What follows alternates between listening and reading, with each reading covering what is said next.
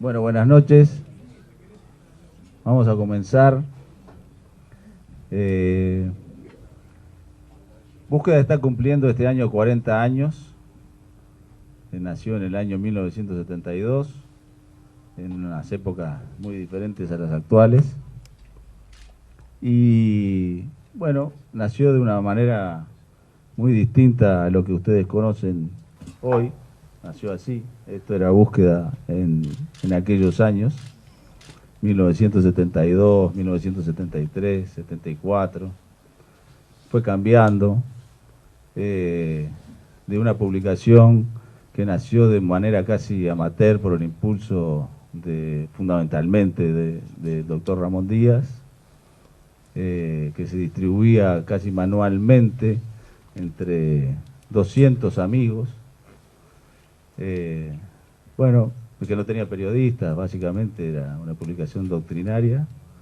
Ahora, 40 años después, se ha consolidado como una empresa periodística, pero una empresa al fin, que tiene alrededor de 100 empleados, todos registrados en el BPS, todos con sus sueldos al día, con los impuestos pagos a la DGI como corresponde. Que antes era, como decía, hace 40 años leída por 200 personas y hoy tiene un público lector de 50.000 personas. Nosotros vamos a hacer hoy,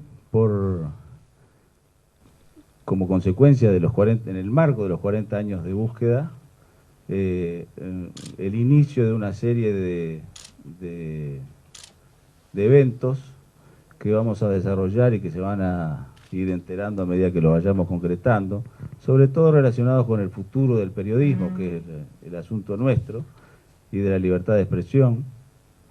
Pero lo vamos a iniciar con algo que hasta ahora nunca habíamos hecho, por lo menos en público, que es contar cómo ha sido y cómo fue el emprendimiento empresarial de búsqueda. ¿Cómo fue posible? Porque hay que pagar a los 100 periodistas y funcionarios que trabajan acá para salir todos los jueves. ¿Y cómo fue hacerlo desde una publicación que, como digo, repartía, cada muerte de obispo, 200 ejemplares, pasar a hacer esto de hoy, que es una empresa consolidada, y esa historia, quien mejor la puede contar, es quien ha sido de algún modo el alma mater de Búsqueda y también de Galería, nacida también hace más de una década, que es Danilo Arbilla, a quien tengo el honor de suceder en la dirección de Búsqueda. Búsqueda ha tenido 3 directores, el doctor Ramón Díaz, el señor Danilo Arbilla y quien les habla.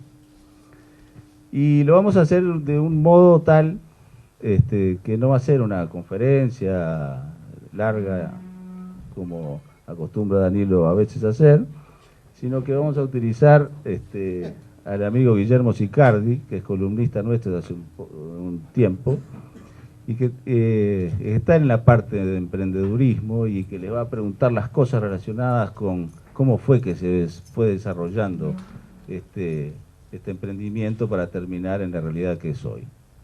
Así que yo los dejo en compañía de Guillermo, abogado, máster en Administración de Empresas, director del Instituto de Desarrollo Empresarial de la Universidad de la Empresa y miembro de Iniciador Montevideo, una ONG que se dedica al emprendizaje, que quiere decir aprender a emprender. Eso me contó él una vez. Y Danilo, no tengo que presentarlo, pero bueno, fue director de Búsqueda, alma mater de esta organización, ex presidente de la Sociedad Interamericana de Prensa, en fin, todos lo conocen a Danilo, no sé si es necesario presentarlo más, ante todos ustedes lo conocen. Gran periodista y también gran empresario periodístico, que esto fue también una de las cosas que hizo posible que esto llegara hasta hoy y siguiera después de él. Lo dejo con los panelistas. Guillermo. Muchas gracias, Claudio, muchas gracias a Búsqueda. Les quiero contar que, bueno, también gracias a la iniciativa de Maximiliano de Muro, que aquí nos acompaña, un emprendedor serial, como nos gusta llamarlo, Él por sus actividades viaja mucho, está en contacto con España, con Uruguay, con Europa, y ahí fue que trajo esta iniciativa de traer Iniciador, que abrimos el primer capítulo en América Latina, un movimiento de emprendedores para emprendedores que surge en España, un país también no muy afín al emprendedurismo, bastante difícil de emprender, pero como dice también nuestro amigo Martín Barsavsky, que está en España haciendo el trabajo sucio, el de crear empresas. Y hoy vamos a contar justamente una historia poco conocida, que todos conocemos a Búsqueda por su innovación periodística, por lo que ha hecho en estos 40 años, pero pocos conocemos la realidad empresarial. Y para ello nada mejor, bueno, que hacerlo en este marco. Y hoy Danilo nos va a contar parte de esos aspectos, de cómo empezó, y acá tenemos algunos de los principales protagonistas de aquella época, a Ramiro Rodríguez Villamil, que ahí están las primeras ejemplares escritos así. ¿Cómo comienza esta historia en esos primeros albores y cuándo empieza a profesionalizarse esta gestión que permite que hoy Búsqueda sea lo que sea? Es muy simple, se lee en este libro y se acabó el problema. Y a otra cosa. Bien. Primera, toda una contradicción. Que esto es interesante para los emprendedores, el bandidaje, ¿cómo era la palabra? Emprendizaje. Aprender a emprender. Está bien. Todo esto es interesante porque todo es parte de una contradicción. La primera contradicción que un periodista esté hablando de empresa. Esto de que cuando a un periodista le quieren darle por la cabeza le dicen empresario periodista. Nosotros 2x3 cuando hablamos de algún periodista le decimos el empresario periodista. Pero bueno, yo como me ordenó Paulillo que hablara, como empresario voy a hablar. Búsqueda empezó con una contradicción. Es increíble. Un grupo de señores que salieron a promover una filosofía que habla que la gente se mueve por el interés, de la filosofía liberal, la de Adam Smith, llevó adelante una empresita sin fines de lucro. La empresita no marchó, estaba clavado. Es decir, a los 2 años dejó de salir casi. Hasta que el doctor Manfredo Sicato me habló y me dijo, ¿cómo podemos hacer para que esta revista, que el doctor Ramón Díaz, junto con el Ramiro Rodríguez Villamil y otros señores, quieren llevar adelante para promover la idea liberal, quieren que salga? Y dejó de salir. Yo le dije, mire, doctor, lo que tienen que hacer es contratar a un profesional. ¿Usted conoce alguno? Y le di 2 o 3 nombres. El doctor Manfredo Sicato, que se había juntado con el doctor Pablo Fossati, que es quien no está con nosotros, lamentablemente. Ahí estuvieron y resolvieron elegir un profesional. La tercera contradicción. Vinieron y me hablaron a mí para contratarme y me contrataron y no me ofrecieron nada. Me contrataron al albur. Y ahí empezó la historia de Búsqueda, que es bueno, digamos, traerlo para la iniciativa de esta gente, porque esto es así. Búsqueda, nunca nadie puso un peso. Esto es, en un momento pusieron 4.500 pesos. 1.000 pesos Fossati, 1.000 pesos Manfredo, 1.000 pesos Ramiro, 1.000 pesos Ramón Díaz, 500 pesos yo, que no sé de dónde lo saqué, para comprar un departamento en la calle 33, entre Cerrito y 25 de Mayo, que fue la única plata que se puso. Nunca nadie puso un peso para Búsqueda, y fue una empresa que en el año 98 se vendió en varios millones de dólares, no voy a decir cuánto, porque no sé si se declaró bien cuando se vendió, en el año 98, y los dólares de aquella época, y lo único que se vendió a una buena gente, por cierto, que son parte de ellos son aún los dueños, y lo que se vendió fue un nombre, porque realmente no tenía otra cosa, pero un nombre que sin duda vale. Quiere decir que fue una empresa que realmente funcionó. Y funcionó porque se manejó bien, porque otra de las cosas que es bueno saber es que esa empresa que comenzó a funcionar en una primera etapa con una idea fundamental o como una prioridad es promover la idea liberal, no recibió el apoyo del sector empresarial, porque, aunque no se crea, los empresarios no son muy amigos de los liberales. Ni la derecha es muy amiga de los liberales, ni la oligarquía es muy amiga de los liberales. Lo cual no quita que Búsquedas haya sido siempre la revista de la derecha, de los empresarios y de la oligarquía. Y si se quiere creer así que sea, pero ustedes no saben lo difícil que fue para Búsquedas conseguir el apoyo de los empresarios. Eso se los digo para que sepan que la historia fue así. Tanto que para sacar a Búsqueda hubo que tomar una serie de medidas al principio. Es decir, yo asumí en el año 74 el compromiso de trabajar con estos señores al albur y teníamos muy poca plata. Se hizo una reunión de empresarios en la casa de Ramón Díaz y ahí con el apoyo fundamentalmente de Sicato y de Fossati, de que hablaran con algunos amigos para que nos dieran alguna plata y alguna gente que creía en la idea liberal, Fernández Goyechea, que sí tenían empresas, conseguimos algunos avisos, se tomaron algunas medidas que eran importantes. Primero, que la secuencia, es decir, tuviera una cierta regularidad, que fuera mensual. Búsqueda anteriormente salía cada 2 meses, era bimestral, pero no salía siempre, que fuera mensual. Eso era importante para que la gente supiera cuándo va a salir. Que tuviera una cierta profesionalidad. Y es que ¿cómo le dábamos profesionalidad? Bueno, para darle profesionalidad teníamos que tener profesionales. ¿Cómo hacíamos para tener profesionales? Vamos a buscar nombres de profesionales. Entonces, en un esfuerzo extraordinario, buscamos profesionales. ¿Dónde salimos a buscar a los profesionales? Los fuimos a buscar al exterior. Yo fui hasta Buenos Aires y dije, ¿a quién contratamos? Salí. Entonces hablé con profesionales reconocidos, Mariano Grondona, Ramiro de Casasbella, es decir, gente así, Mariano Grondona. Ustedes no se imaginan, fue la primera vez que yo vi un mayordomo en mi vida, nunca había visto un mayordomo, imagínense ustedes. Ramiro de Casasbella andaba medio loco, no lo pude contratar, hablé con él, pero había tenido un problema con la familia.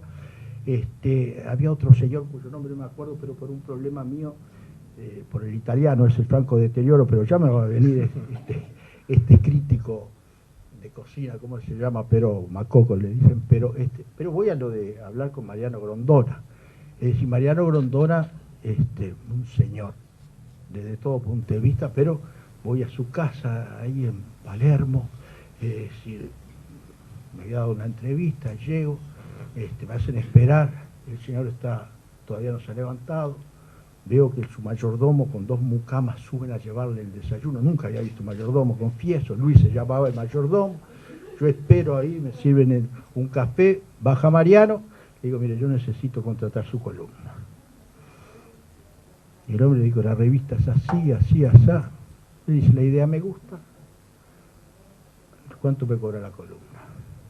Bueno, mire, a mí en Suecia me están pagando, una revista sueca me está pagando $550. Yo ahí casi me desmayo. Eso está, pero arreglamos por $70. $70 era un platal, aquello, pero me traje a Mariano Grondona por $70 y ya estaba el profesional que le daba profesionalidad. Y entonces ahorramos en la tapa. La revista se empezó a imprimir en la Gaceta Comercial. La Gaceta Comercial era una imprenta que estaba debajo de la Antequera, ahí en la Plaza Independencia, imprenta de obra, eso. Entonces la tapa era un cliché era una madera con eso, y durante 24 meses siempre fue el mismo cliché, solo un cliché. Es decir, era esto así, con una ventana, un agujero, le cambiábamos el color, todos los meses le cambiábamos el color, le poníamos distintos títulos con tipo de letra. que gastamos durante 2 años nada más que un cliché. Ahorrábamos como unos señores, es decir, y el segundo número, es decir, dimos, aparte de toda la teoría y los artículos de teoría, dimos una información importante, que era un informe económico que había hecho Beis Villegas, que en ese momento era ministro de Economía. Informe económico del país. ¿Y qué pasó?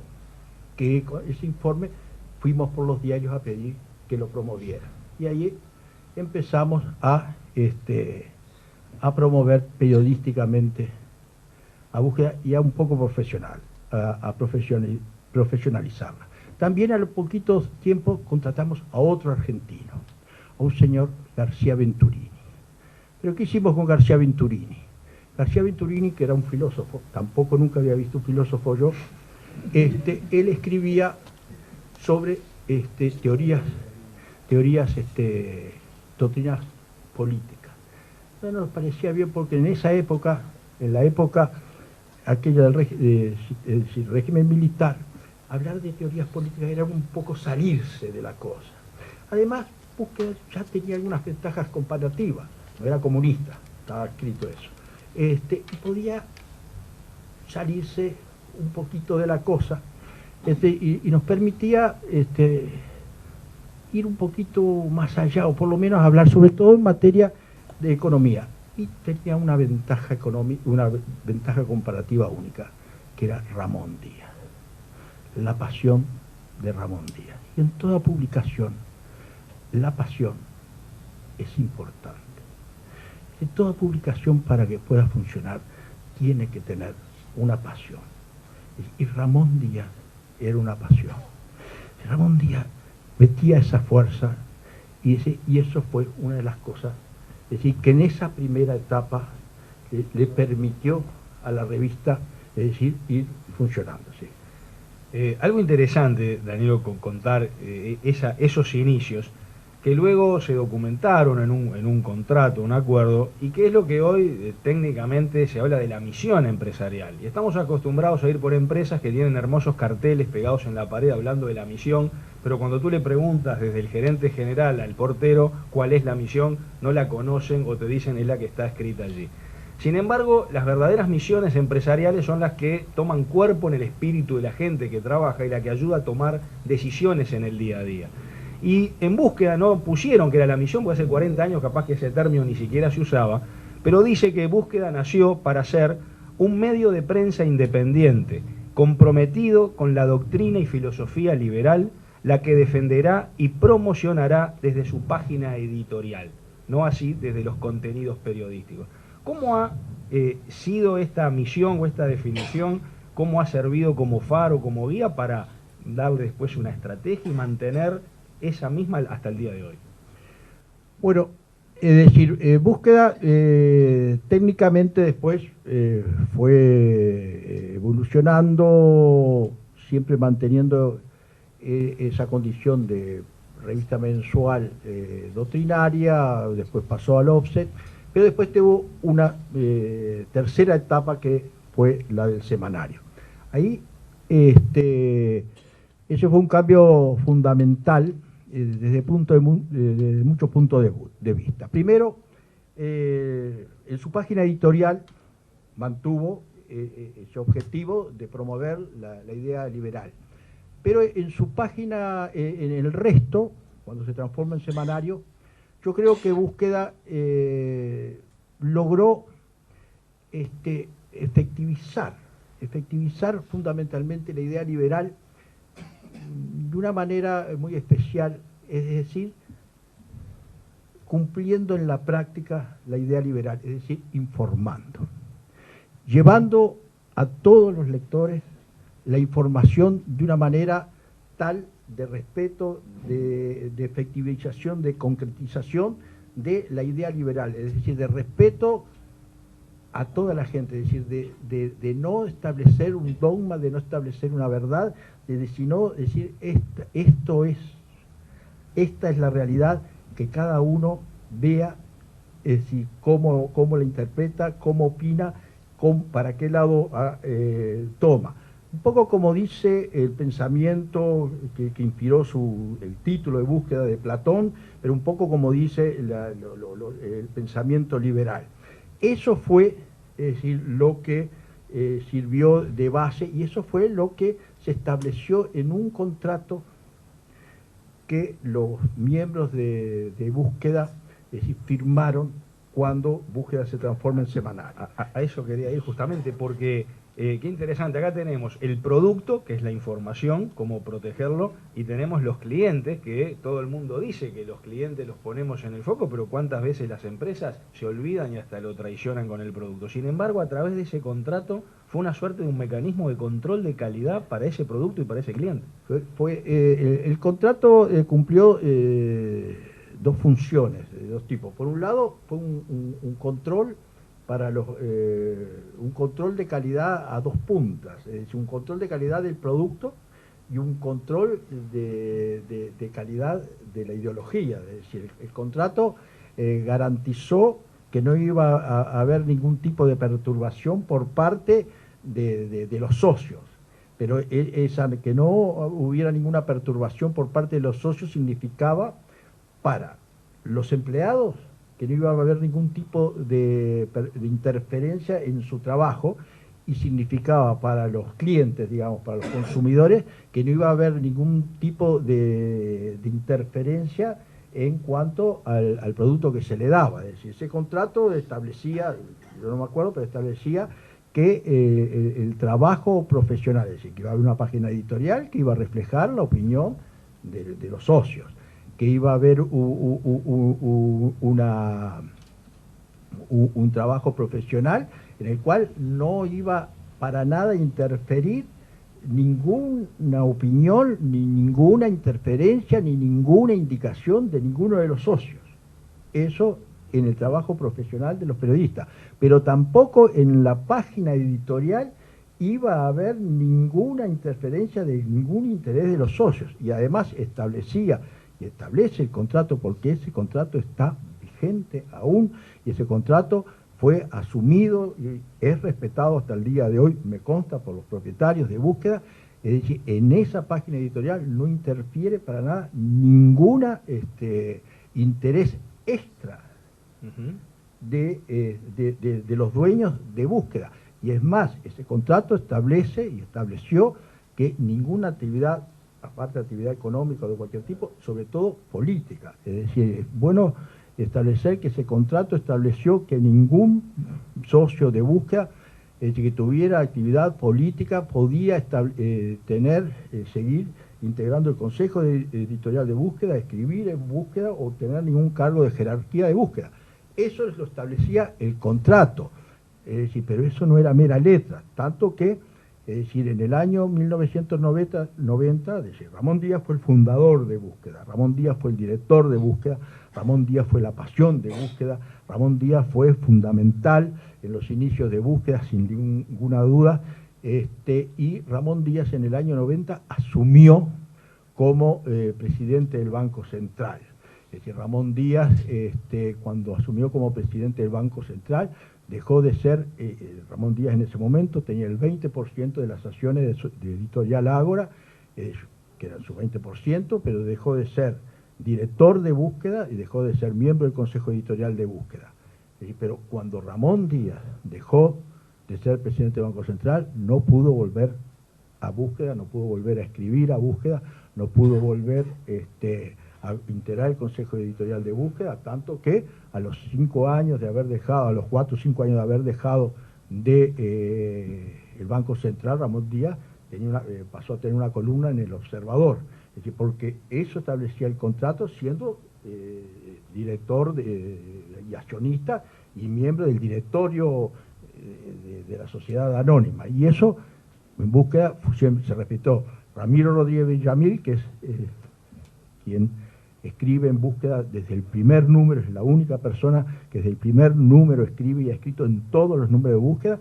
Cuando Ramiro Rodríguez Villamil pasó a ser director de otro medio, tuvo que salir del Consejo Editorial de Búsqueda, porque tampoco esa interferencia de Búsqueda, cuidaba hasta el último detalle. Esa fue una de las cosas que siempre se cuidó, es decir, no dejar librado nada sobre la limpieza de la publicación. Qué interesante este tema y qué enseñanza cuando vemos lamentablemente que muchas veces empresas y empresarios utilizan ese medio para sus favores personales, hasta muchas veces los propios directores y socios, que a su vez algunos tienen actividades, se compran y venden aprovechando esas relaciones. ¿Cómo acá, a través de ese contrato y de esa moral empresarial, se ha mantenido?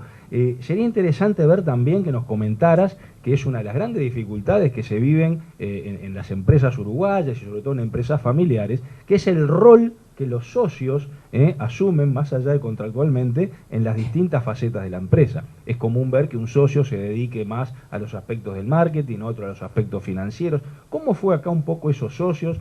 ¿Cómo esos roles fueron distribuidos y cómo se logró mantener ese espíritu de corp, digamos? Bueno, dos o tres temas. Digo, eso del poder importa. Nadie va a negar el poder de los medios, pero hay una cosa que había que siempre tener clara, ¿no? El poder de los medios es grande en la medida que no se utiliza. En la medida que empieza a utilizarse, empieza a achicarse. El poder de los medios es inmenso mientras no se utiliza. Siempre que se utiliza no deja de ser grande, pero cuanto más se utiliza, menos grande es. Siempre es preferible nunca utilizarlo y que los otros se lo atribuyan. Entonces ahí hay poder, pero el día que se empieza a utilizar empieza a achicarse. Con respecto a búsqueda, entre otras cosas que tenía su contrato, era búsqueda, ¿no? Cada empresa se maneja como se maneja. Búsqueda, en su contrato establecía que ninguno de los hijos de los socios, éramos 5 socios, podía trabajar en búsqueda. Entre los 5 teníamos 19 hijos. Y eso fue una de las normas que también Búsqueda estableció, y así fue hasta que se vendió, y fue de las normas que eso. Y además también tenía una característica. Había un profesional, que era yo en el caso, y los otros 4 socios depositaron su confianza en el profesional. Por lo tanto, si el profesional podía, el resto de los socios podían hacer lo más pero no lo menos. Podían echar al profesional, pero a partir de ahí no podían hacer menos que eso. Ahora, esta separación que realmente es lo que aconseja la academia, que es lo que se aconseja en los contratos de corporate governance, en la empresa familiar, ¿cómo se logró hacerlo prácticamente hace más de 30 años, cuando estos temas no estaban tan conocidos o difundidos? ¿Tú a qué lo atribuyes? ¿A la convicción de los socios, a su persona, a su moral, o en parte también a esa estructura organizacional que se dieron, que permitió encauzar todas las pasiones y los intereses naturales de cada uno y de sus familias, etcétera? Y bueno, no sé, es decir, lo copiamos, supongo. Creo que el sistema... Lo copiaron bien. Creo que es que se copió mucho, ¿verdad? Creo que el sistema lo copiamos del sistema anglosajón. En fin, Búsqueda, la diagramación está un poco copiada de Le Monde. Es una mezcla de Le Monde, La Opinión, y del Economista de Buenos Aires. El sistema ese es era el sistema clásico de la prensa anglosajona, es decir, la página editorial es la página editorial y la página informativa es la página informativa, es decir, las columnas llevan firma y el resto no lleva firma, y todos estábamos de acuerdo en que debía ser así. Y el criterio mío primaba y tenía la confianza de los socios y daba resultado, y el medio iba ganando en credibilidad y el medio era respetado y se iban dando una serie de cosas buenas, y teníamos un director que era Ramón que tenía esa pasión y empujaba y era guapo y en aquellos momentos era importante y bueno, Y se fueron dando y el semanario fue teniendo éxito, y el éxito ayuda mucho. Y explotábamos las ventajas comparativas, es decir, las cosas se hacían, tratábamos que tuvieran fundamento, es decir, búsqueda no tiene fotografías por varias razones, pero las razones por las cuales no tiene fotografías tienen fundamento, y varios fundamentos. Es decir, búsqueda tiene esa diagramación en parte porque es copiada, pero en parte porque también búsqueda fue una publicación que salió a buscar gente que leía. Esto es, los que no leían no nos interesaban, por cuanto no salíamos a buscar gente que no leía, que no leía, sino a los que son lectores, le dimos importancia al contenido. Esto es, más que la diagramación, importaba el espacio que le dábamos al contenido. Es decir, que sacrificábamos la diagramación en función del contenido. Las fotografías. Fotógrafo salía más caro, primera cosa. Las fotografías en esa época, es decir, después la irrupción del observador cambió un poco el estilo acá en el Uruguay. Pero en ese momento la fotografía, por ejemplo, yo era periodista, la fotografía era más bien se utilizaba para arreglar la diagramación, a ver, achicar la foto, agrandar la foto, poner la foto más grande. Es decir, no. En la fotografía, es decir, en el Uruguay, donde todos nos conocemos, no cumplía una función tan fundamental. Y si los fotógrafos no eran fotógrafos que se ocuparan bien de sacar una foto importante, como después el observador creo que innovó un poco, toda la época de la dictadura eso paralizó todo eso, no cumplía una función. Entonces para nosotros, es decir, en todo caso aliviábamos con una caricaturita, pero lo que importaba era el contenido. Entonces eso era importante, es decir, el contenido. Segundo, tampoco en la escritura no importaba tanto el lit, el copete, el titular para atraer al lector. No, el lector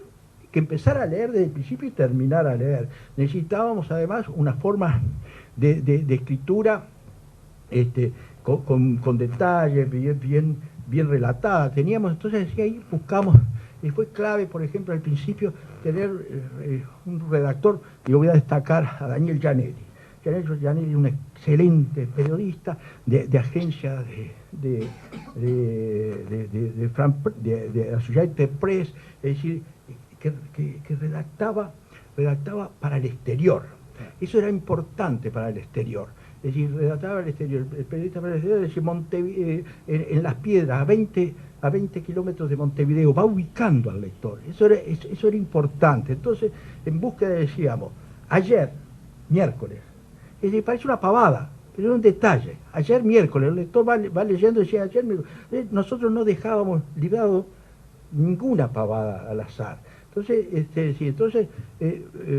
Daniel Gianelli, que fue uno de los primeros que contratamos y que además fue un gran maestro para otros, es decir, entonces todo eso, es decir, eran fundamentos que servían. Entonces, no es un masacote de búsqueda, es decir, graciosamente, es un masacote para el que lo vea así, pero para el que va a leer es importantísimo porque va a leer porque su interés es leer, que quiere ver figuritas, que vaya a ver figuritas, pero nosotros no le íbamos a vender figuritas, le íbamos a vender lectura y la gente leía. Es interesante ver cómo hay un libro muy bueno y muy recomendable que se llama Execution, la traducción al español es el arte de la ejecución de los negocios, de Larry Bossidy, que habla que en toda empresa hay tres grandes procesos: un proceso de la estrategia, como acá lo vimos, una estrategia que va a un público muy definido, muy específico. Hay otro proceso que son las estructuras operativas, el contrato, el corporate governance, la metodología. Y me da pie para hablar del otro proceso tan importante y que hoy nos preocupa a todos, que es el proceso del personal, de la gente, que en definitiva en un medio de estas características y en una empresa de este tipo, en todas sucede, más o menos, pero en esta particularmente, la calidad, porque para dar esos contenidos de tan buena calidad, también, ¿no? Como dice el dicho, para entregar servicios extraordinarios se requiere de personas extraordinarias. ¿Cómo fue un poco esa selección de personal? ¿Cómo los lograron mantener en la empresa y lograr que se adaptaran a un estilo que era nuevo? Porque el uruguayo sabemos que es muy rebelde y que quiere hacer cada uno las cosas a su manera. Bueno, yo qué sé, hay muchas cosas que tenían que ver con la idiosincrasia de los uruguayos. Los uruguayos somos muy especiales, ¿verdad? los uruguayos, por ejemplo, tenemos un empleo principal, ¿verdad? El empleo principal nos permite pagar el alquiler, comprar la ropa, la comida, y después tenemos una changa con la cual pagamos la entrada al estadio y la cena los viernes con los amigos. Con eso la changa. No es la presidencia de la República, ¿no? No. Sí, el empleo principal puede ser un empleo público, un empleo grande. No, por la changa. Y la changa, la changuita es la que nos reventamos por la changuita. Cuando empezamos el semanario yo tomaba periodista, que era la changa. Y los periodistas laburaban como locos para búsqueda. Y el otro empleo era el seguro. Era el seguro. Y búsqueda, yo le pagaba por nota y aquello fue estupendo. Y las grandes notas eran en búsqueda y ahí trabajaban. Y búsqueda fue levantando, hasta que pudo pagar un buen sueldo. Cuando pagó el sueldo, búsqueda hizo una innovación exclusiva. Pagábamos sueldo, solo se trabaja en búsqueda, porque si no la changa iba para otro lado. Y eso fue así. Búsqueda estableció una serie de novedades. Una fue, ahora pagábamos un buen sueldo. ¿Cuánto ganas en esto? ¿Cuánto ganas en esto? Te lo pago por todo. Bueno, pero yo puedo hacer, no, todo acá, porque si no el bench iba para la changa para el otro lado. Es decir, pero además pagábamos bien. Y eso es importantísimo, porque la mano de obra es importantísimo en la actividad periodística. Yo no sé, pero el 60-70% de los egresos de búsqueda es mano de obra, y en una actividad periodística la mano de obra es todo, pero no es mano de obra, la mente de obra. Son mentes para obrar. Exactamente, es lo que importa. Es decir, y en ese sentido, fue lo que íbamos tratando de optimizar, y lo que se optimizó. Muchos dicen, y también está recogido en este excelente material preparado por la hija de Tomás Ling, una excelente Leticia, que Búsqueda también fue una escuela de periodismo de alguna manera, y tú lo mencionabas recién con los aportes de Gianelli y otros. ¿Cómo funcionaba en la práctica esa escuela, digamos? Hoy las empresas hablan de los procesos de inducción, hablan de la capacitación, pero ¿cómo funcionó en la práctica esa escuela de periodismo?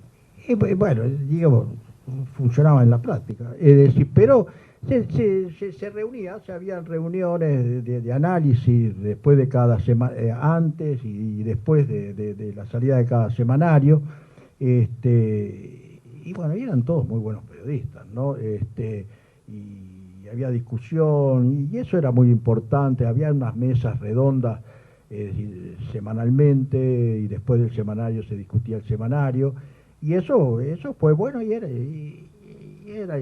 intercambio era importante. Yo creo que se hacía en la práctica, y sin duda salieron buenos periodistas. Es decir, una de las cosas lindas es que hoy cualquier medio que hay en el Uruguay, si uno mira la televisión, todos los jefes de la televisión hoy, de los informativos de televisión, son toda gente de búsqueda. Según me han contado, creo que es así, y en todos los medios hay si no son los jefes, casi todos son gente de búsqueda o gente que estuvo en búsqueda, y eso es bueno, pero es que en búsqueda lo único que se le pedía a la gente cuando venía era que hiciera de periodista. Y el periodista, había un presidente panameño que decía que esto de ser periodista debe ser una cosa bien atractiva, porque incluso hay gente que trabaja de periodista ganando sueldos muy bajos, así que debe ser una cosa muy atractiva. Y esto de ser periodista debe ser una linda cosa. Y bueno, yo les decía, mire, hagan de periodista. Y ya con eso metían, y ya eso servía. Permitirles la propia realización de la propia ejecución. Ya con eso servía. Y en muchas cosas, la gente hacía. Búsqueda, por ejemplo, cuando la gente salía al exterior, no le pedía que trajera rendición de cuenta. Entonces le decíamos, mira, vos gastá todo lo que sea necesario. no pases necesidades ni nos dejes mal de andar ahí pichuleando. Ahorrá lo que puedas. Y yo estoy seguro que nuestra gente gastaba menos que los demás.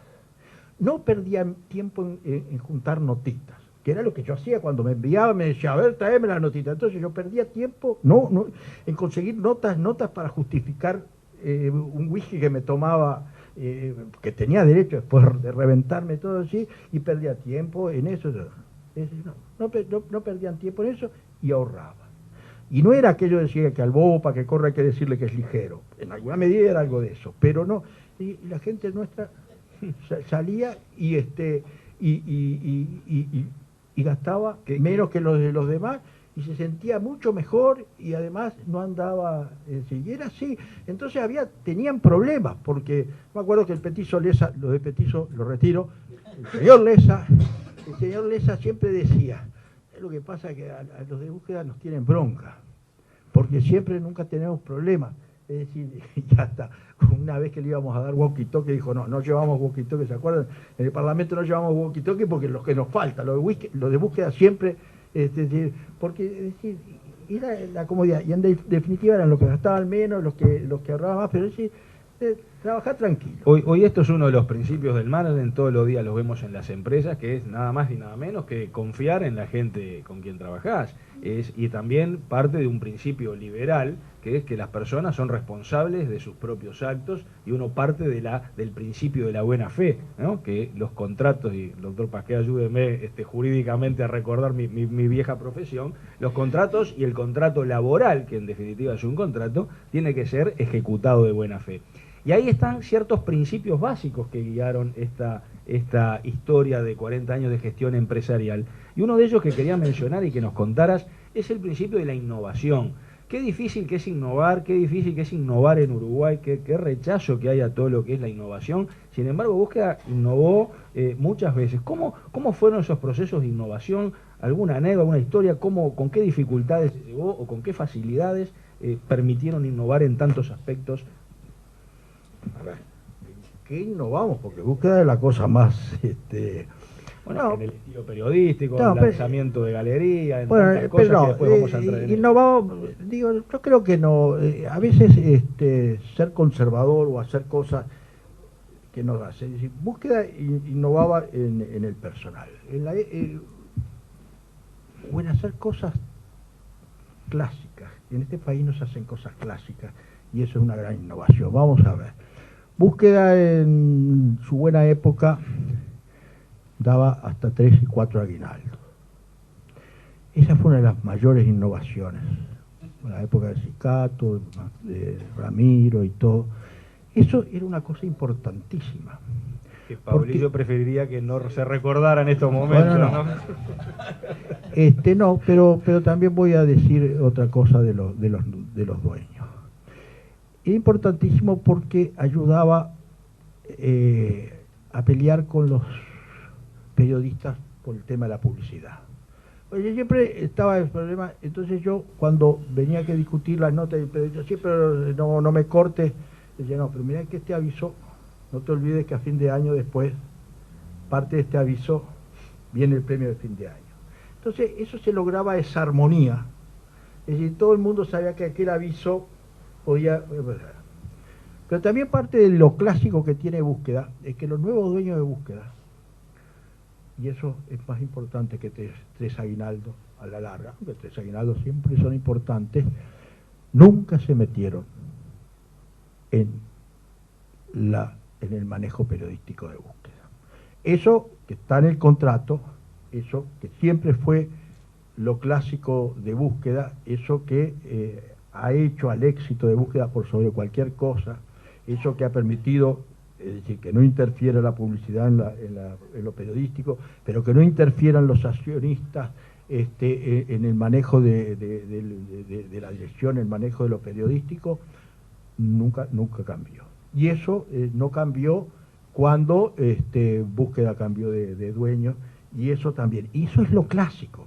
Pero eso que es clásico, en Uruguay es una cosa, una gran innovación, creo yo, y es una de las grandes cosas de Búsqueda. Es decir, lo de Galería es una historia bien interesante que tiene mucho que ver con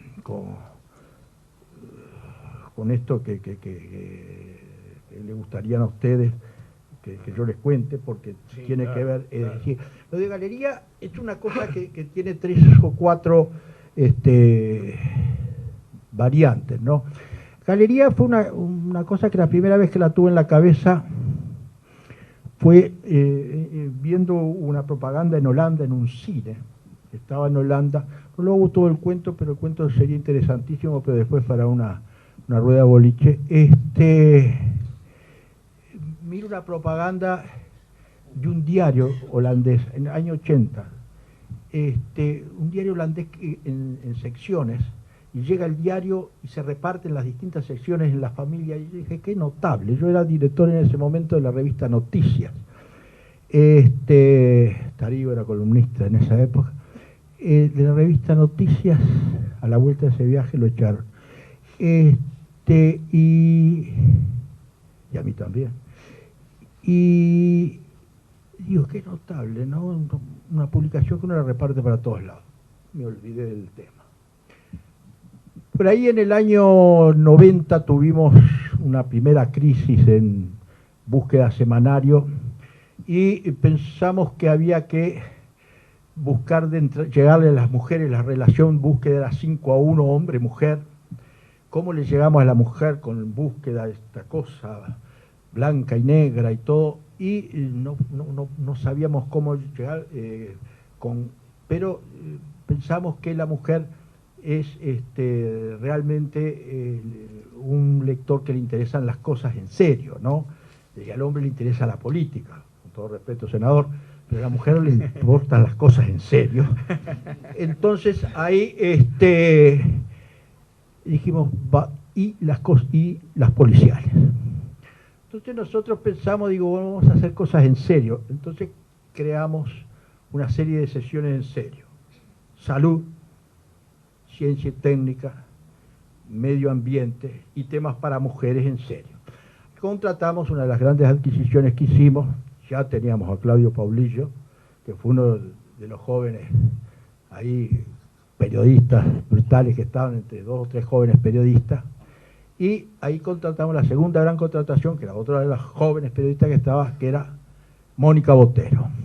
Entonces, trajimos a Mónica. Mónica hizo una serie de historias policiales, porque a la mujer le interesa el tema policial, tiene, no sé, ansia de sangre. Es una serie de historias policiales, los crímenes en Punta del Este y eso.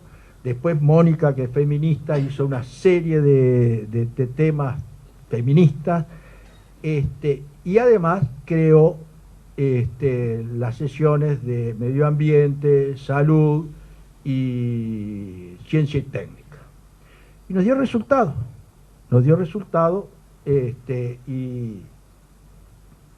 y la cosa funcionó, y la relación fue 5-3. ¿No? La mujer...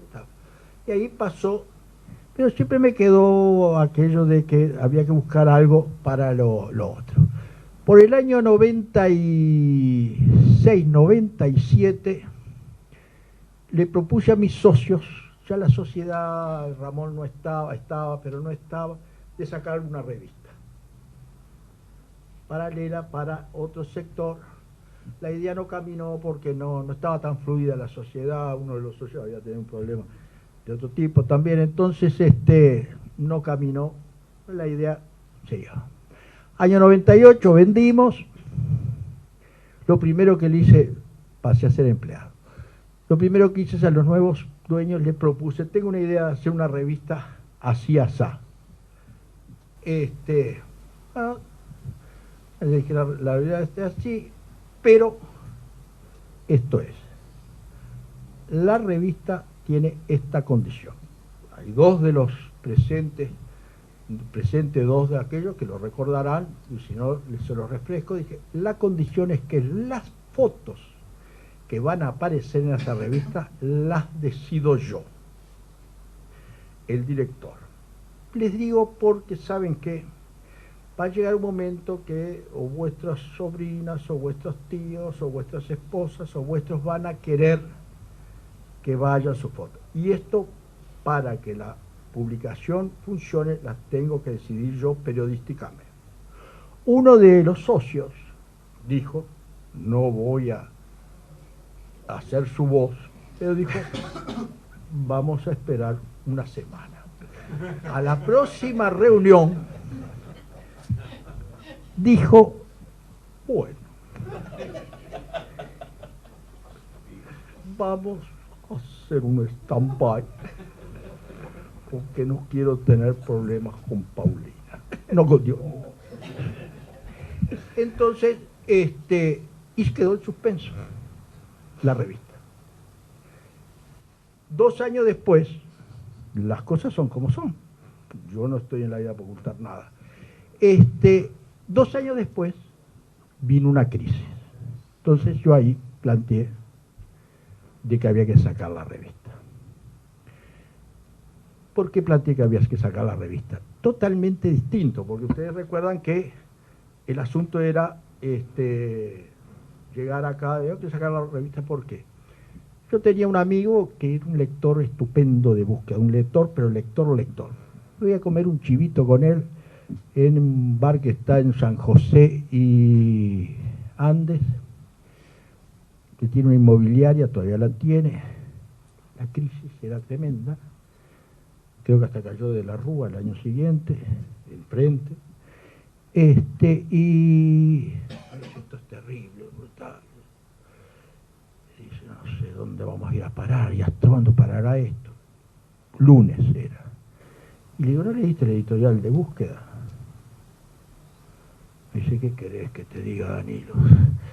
Con lo mal que estoy, todavía querés que lea Búsqueda para que Búsqueda me explique en blanco y negro por qué estoy mal y por qué voy a estar peor. Yo salí, dije, realmente la gente lee Búsqueda, cuenta la realidad, y a la amargura de la gente no tendríamos que dar buenas noticias y en colores. Y dije, tenemos que hacer algo, tenemos que hacer periodismo, pero periodismo de buenas noticias, y buenas noticias hay, porque por muy mal que esté, la gente cumple años, la gente se casa, la gente hace vernizaje, la gente... hay que hacer una revista, y hay que hacer una revista haciendo periodismo, porque Galería no es una revista frívola. Galería no es una revista de sociales. La Galería es un medio periodístico que informa cosas que suceden, es decir, cosas reales que pasan y que informa y que Búsqueda no las informa. Y dije, hay que hacer eso. Y la propuse e insistí que hay que hacerlo, que había que hacerlo, pero que además tenía otras virtudes. Es decir, que mientras todos los medios se achicaban, Búsqueda, en un alarde, crecía.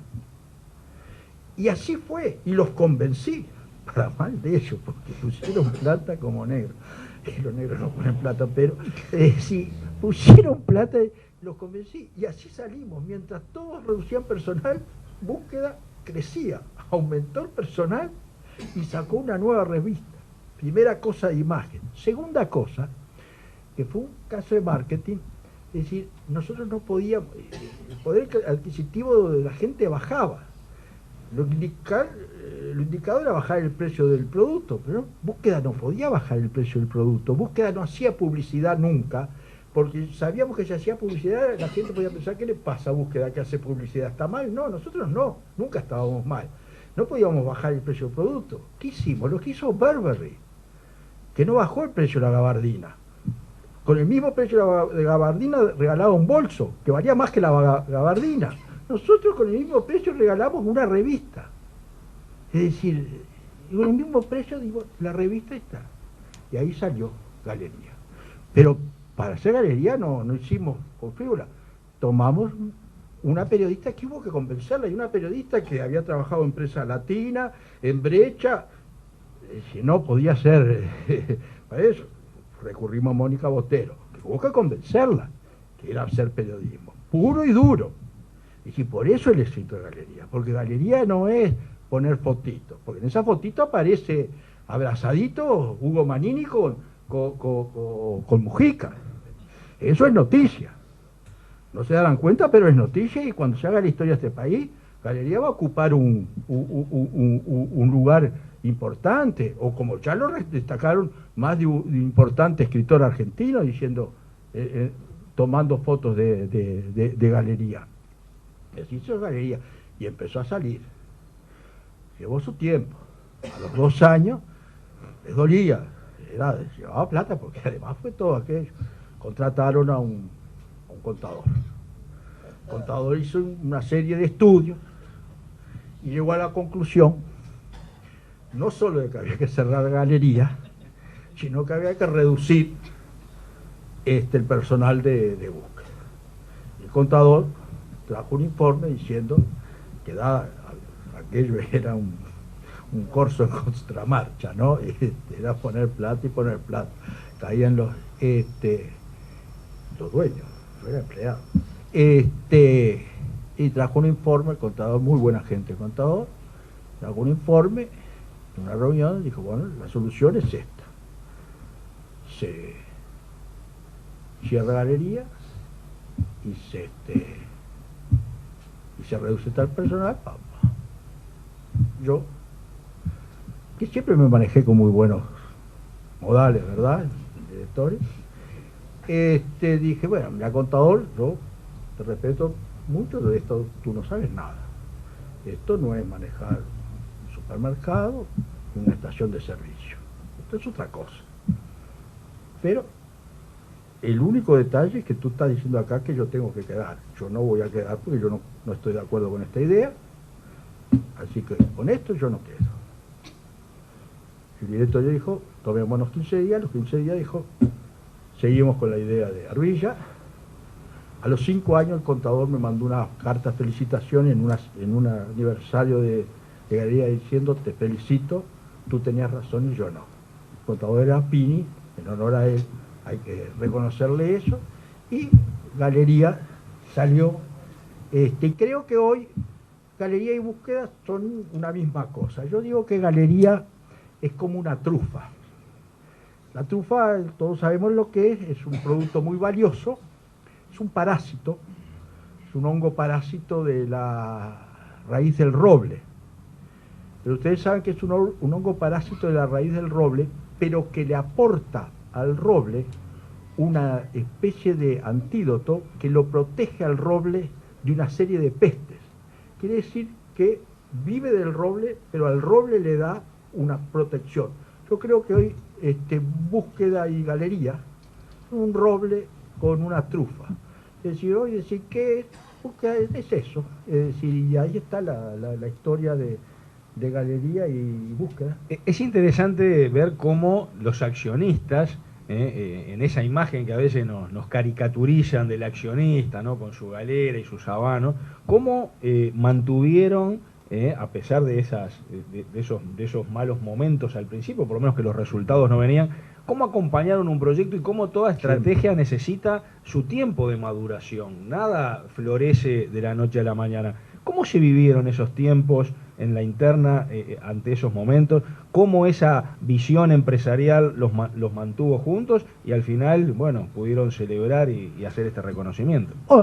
Algunos jirones se perdieron, pero el grueso se mantuvo junto y tranquilo y firme, ¿no? Es decir, yo en eso creo que hay que reconocerlo públicamente, y creo que es una suerte.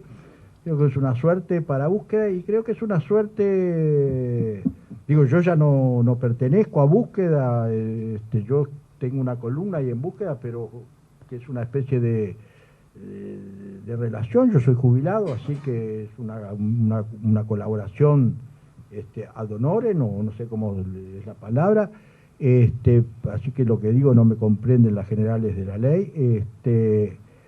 Creo que es una suerte para búsqueda y creo que es una suerte para todo el país.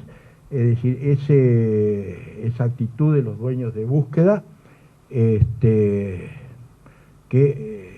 tienen esa conducta que permite que esté esta publicación, que yo creo que es una gran publicación, más allá de lo que haya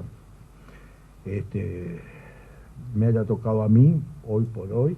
Y en eso siempre lo he dicho y lo digo, y creo que eso no ha cambiado. Me consta que no ha cambiado y que en aquellos momentos fue difícil. Y digo que fue difícil porque eso sí lo sé, fue difícil porque tuvieron que poner mucha plata, ¿no? Uh-huh. Antes de darle la chance a quienes nos acompañan esta noche de hacer algunas preguntas, me imagino todos tendrán varias para hacer en este raconto tan interesante.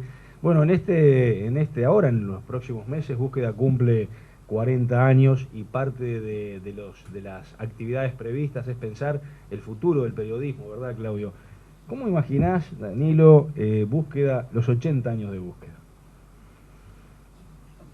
Vamos a ver, sé que Manfredo va a estar acá. No sé si yo, pero Manfredo sí. Yo dije que íbamos a hacer un semanario para que viviera 100 años. Así que va a estar. Yo creo en la publicación de papel. En fin,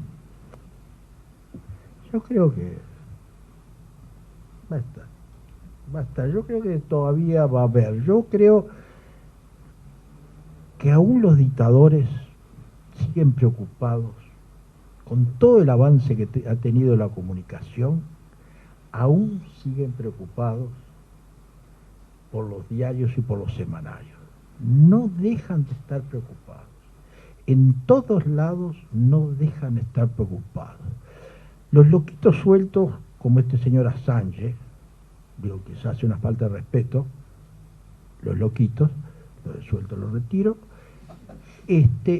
sacan una información brutal, pero la información del señor Assange, que no es chica, no es información hasta que no la puede colocar en El País de Madrid, hasta que no salen los diarios, en los diarios de papel, Assange no fue. Es decir, y eso es un dato de la realidad. Es un dato de la realidad. Es decir, a Chávez, de Venezuela, es decir, lo preocupan los diarios. No lo preocupa, si lo preocupa un poquito la televisión también. Pero ¿por qué lo preocupa la televisión? Porque toma de los diarios.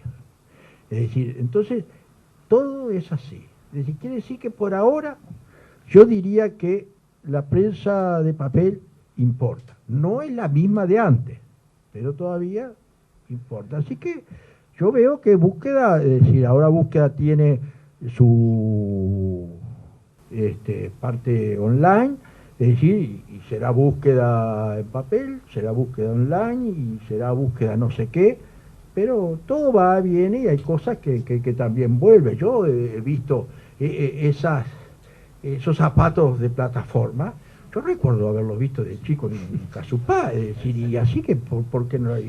Cuando yo era chico, hace como 60 años, ¿no? Al gran hermano en la novela 1984 de George Orwell también le preocupaba que la historia quedara escrita y se encargaba de cambiarla para... Pero por supuesto, por supuesto.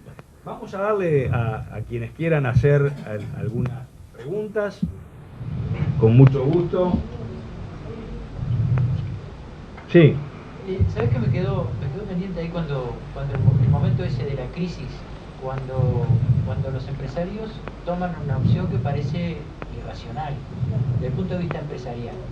Esa opción de decir, bueno, seguimos para adelante pese a que esto no parece un buen negocio. Con Galería. Digo, en ese momento, ¿fue una apuesta de los empresarios? ¿Qué base tenía? Bueno, fue, la época de crisis, épocas de oportunidades, que bárbaro, no es mía. Yo creo que normalmente se había hecho una apuesta 2 años antes, ¿verdad? En aquel momento parecía flor de apuesta. 2 años después estaban arrepentidos. Pero igual, cuando vino un señor es decir, muy bien centrado, con un estudio, un trabajo, hizo ese contador estupendo, aquello era incontrovertible, parecía. Google dijo, sí, todo fenómeno, y aquel informe decía, vamos a hacer todo esto, Arbilla tiene que continuar al frente. Apareció y dijo, sí, pero yo no continúo.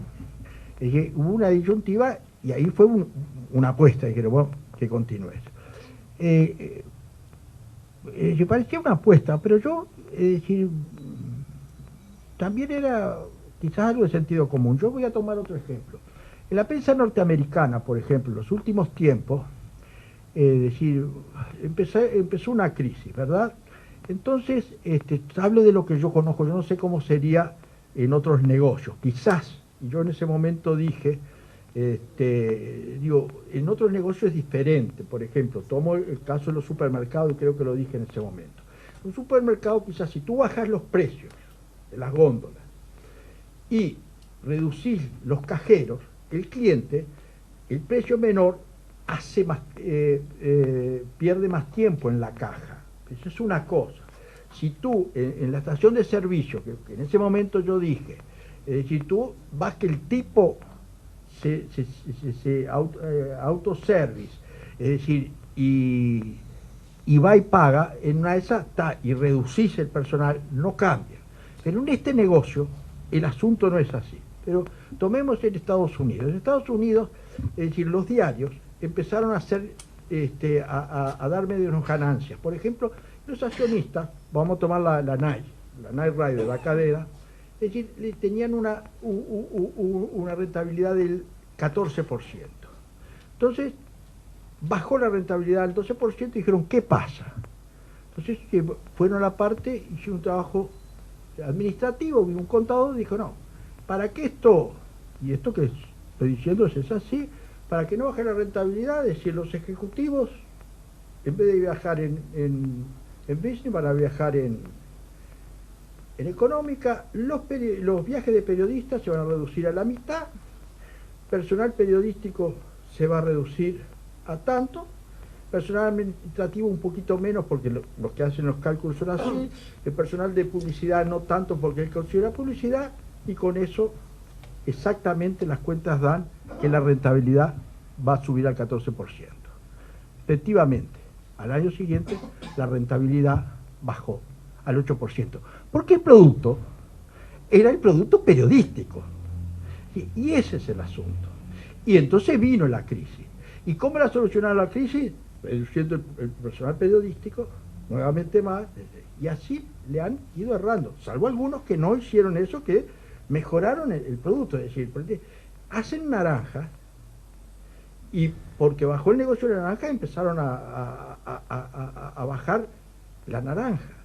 Y aquí lo que hubo que decidir que bajamos, el producto periodístico o la idea de decir, bueno, ya, lo que hacemos es un producto periodístico, no tenemos que sacrificar eso, o morimos con eso, y fue lo que se resolvió. Y yo creo que más que una apuesta fue una decisión de decir, bueno,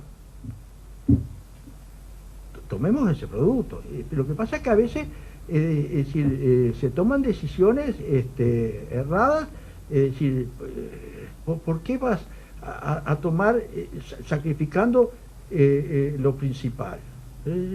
No, pues si bajamos acá, y bueno, atendemos mal al público para ganar más dinero, y el público va a reaccionar de otra manera. ¿Qué hubiera aconsejado Guillermo en ese caso? Me reservo la opinión porque con el diario los lunes es muy fácil ser consultor, pero acordate que yo hago resultoría y no consultoría. Una pregunta más, si alguien tiene alguna inquietud. Sí, Ramiro, adelante. Yo creo que una de las respuestas a la pregunta que acaba de hacer recién, ¿tu nombre? Y lo puedo decir porque los dueños de búsqueda son otros en el momento que se plantea ese asunto, es algo que dijo Danilo al pasar: si ustedes toman esta decisión, yo lo sigo. Entonces ahí uno se da cuenta que la apuesta fue a la continuidad del producto con el capitán del barco. Si ahorramos en el capitán del barco, de pronto, quién sabe dónde nos vamos a dar. Entonces eso de alguna manera replantea algo que Danilo cuenta con tanta sencillez, y es la importancia que él, como figura articuladora de este fenómeno, ha tenido a lo largo de la historia de búsqueda. ¿Había que poner más plata? Sí, pero con ese capitán yo también ponía más plata. Creo que esa es la respuesta. Muy bien, muchas gracias, muy buena, muy buena. La última, como dicen en el casino, las últimas 3 bolas, ya tiramos las 2 últimas, una más, ¿alguien más? Bien, yo quería terminar esta reunión recordando una frase que no por conocida deja de ser bueno recordarla, que dice que las grandes obras las sueñan los genios locos, las ejecutan los luchadores natos, las aprovechan los felices cuerdos y las critican los inútiles crónicos. Así que a esta banda de locos y de luchadores natos, creo que los que estamos aquí y todos tenemos que agradecer este emprendimiento que es Búsqueda, no solo por sus contenidos periodísticos, por hacernos llegar la información, sino por haber hecho un emprendimiento, porque el emprendedor es alguien que está para crear valor y también para transmitir valores. Danilo, muchas gracias. Feliz.